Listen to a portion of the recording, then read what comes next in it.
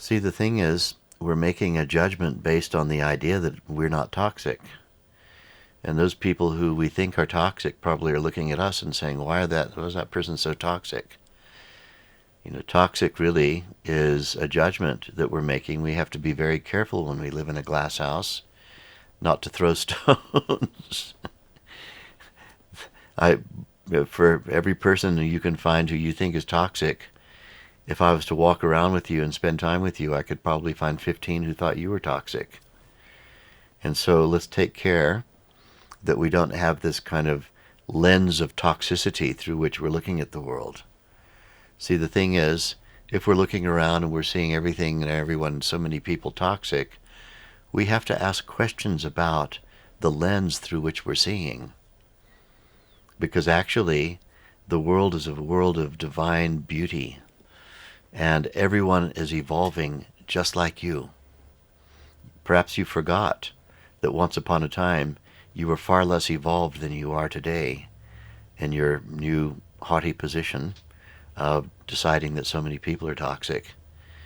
Sometimes we need to have a memory test and remember just how we were once upon a time. Were we always this perfect? Or did we just recently get perfect?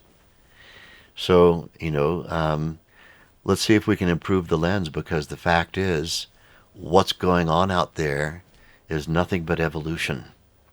Evolution means there was a time when all forms and all phenomena were less sophisticated than they are now. That's what evolution means. Evolution means progressive change. And progressive change means there's no static position. Someone who appears to be toxic today, they're getting a little better every day. The question is, can you see it?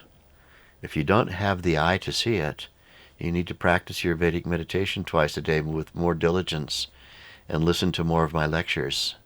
Because from my perspective, there's nothing but divine evolution going on in everyone all around me. Everyone's changing and moving in the direction of that which is better.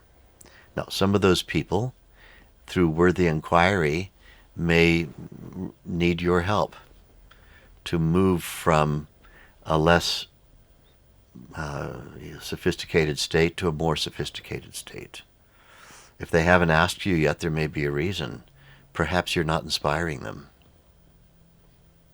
And so you need to be the exemplar of divine, evolutionary, progressive change. If you're not the exemplar of it, you're not going to be very inspirational. And if you're not inspirational, people are going to avoid you like the plague. And if people are avoiding you like the plague, you might look at them and think, why are they all so toxic?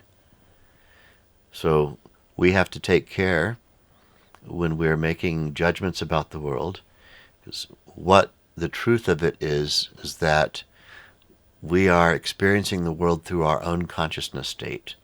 If you put on red glasses and you look around, absolutely everything is red. The brown wall is red. The blue sky is red. The white sheet on your bed is red.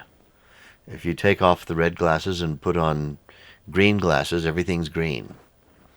And so if we're looking around ourselves and seeing toxicity everywhere, we have to ask a question about our own consciousness state. And we have to get that consciousness state into a clearer and better, more comprehensive way of viewing. So our own practice of Vedic meditation needs to be more regular, more thorough, and more accurate.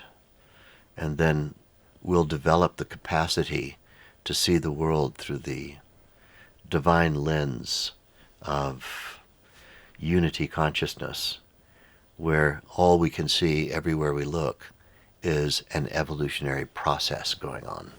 There's a process going on.